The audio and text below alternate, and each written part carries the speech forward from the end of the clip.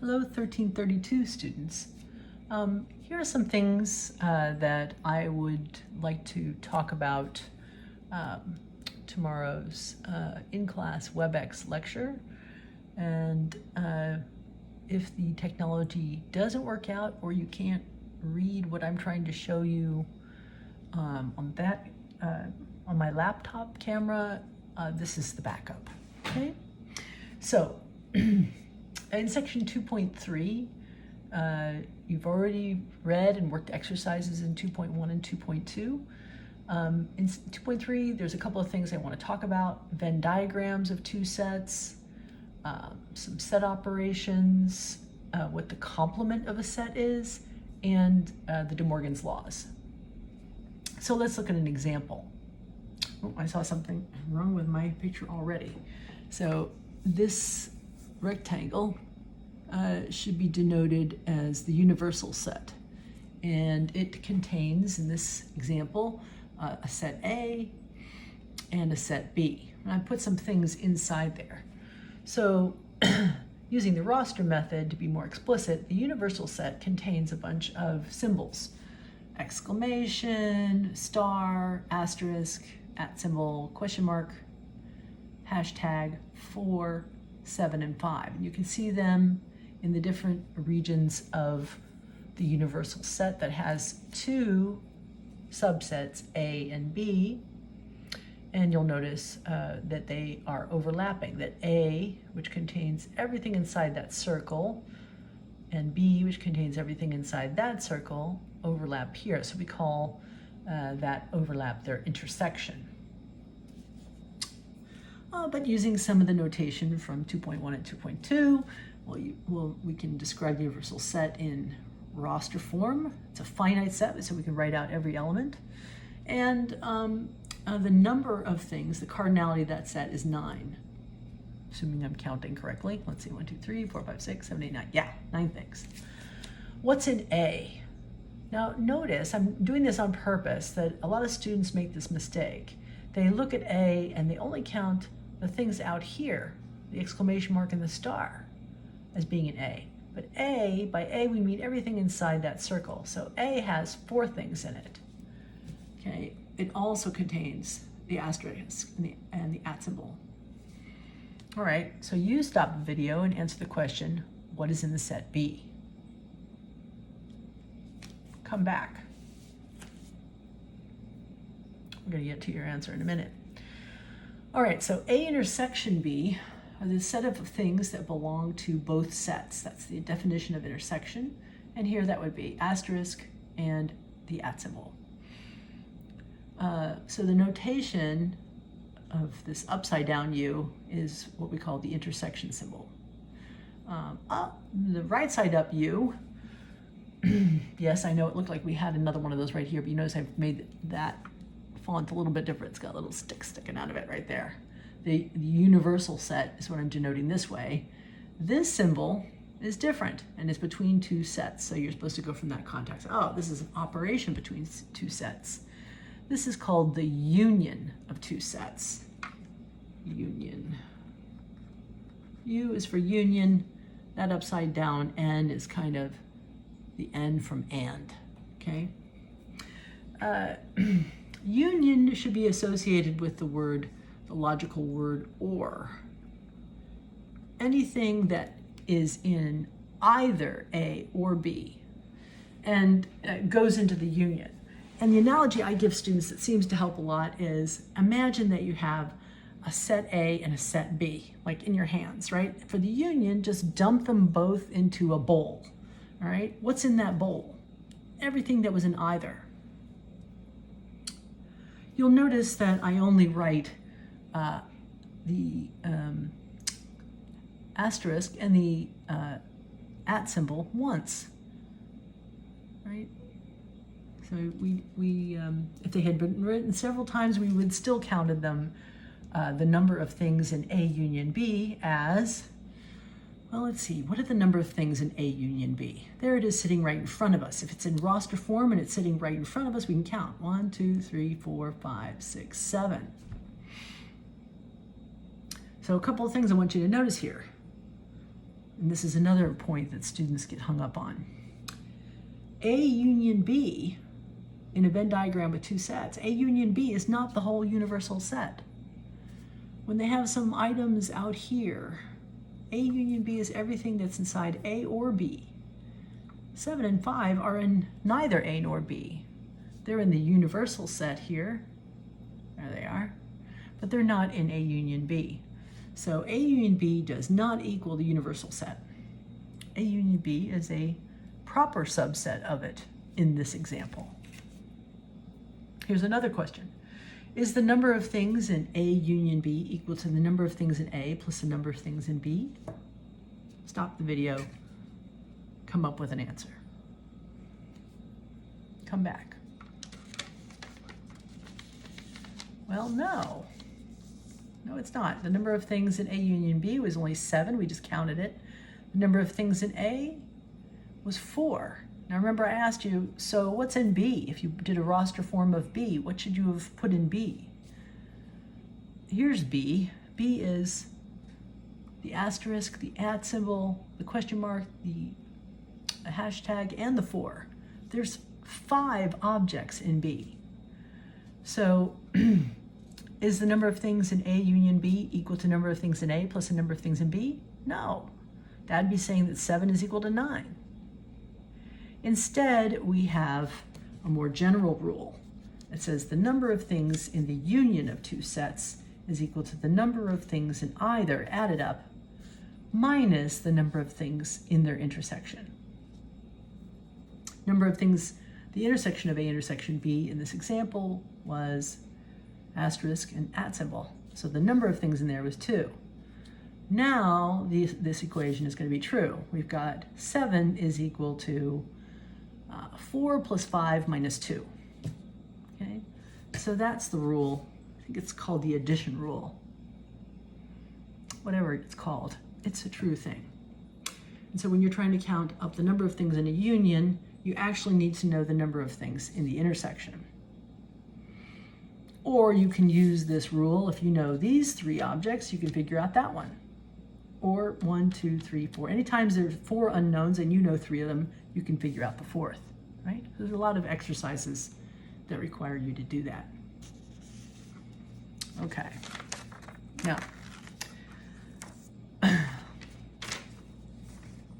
what do we call the things that are in the universal set that are not in A union B? Well, we have some symbols to represent that. What's in the universal set that's not in a given set is called the complement of it.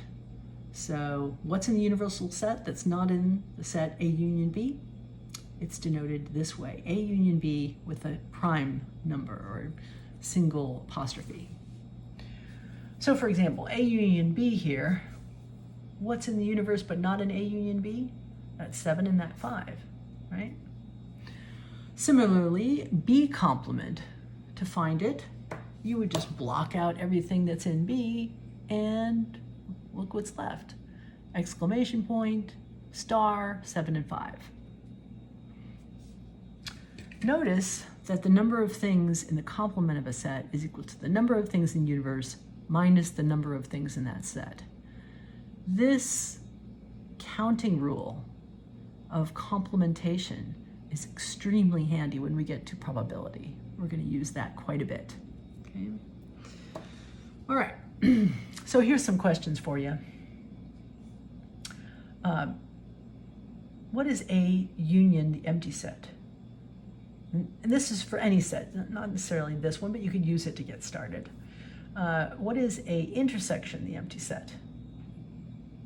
What's in both A and the empty set? What's in either A or the empty set? What about with the universal set? What's A union the universal set? What's A intersection the universal set? Stop the video, you answer these questions, then come back. Assuming you've done that, what are these answers? Let's see if they're right. Let's hope so. Oh, wow. Okay, come on, technology. Yeah, there we go.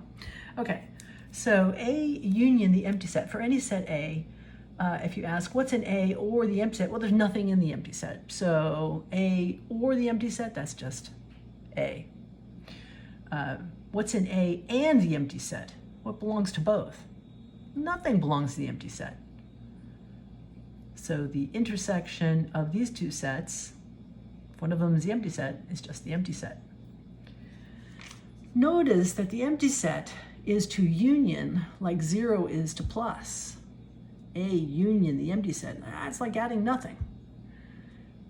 And the empty set is to the intersection as 0 is to multiplication. What's in A and the empty set? Well, just the empty set. Now, does that mean the empty set is equal to 0? No. No, that's not true. Is the cardinality of the empty set equal to 0? Yes, that is true. Okay, so you do not want to think that these two sets are equal.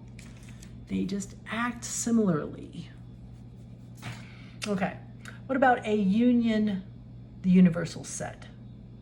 What's in either a particular set A, subset of the universal set, or the universal set? Well, again, with the bowl analogy, if you toss in everything that's in A and everything that's in the universal set, you've got the whole universe.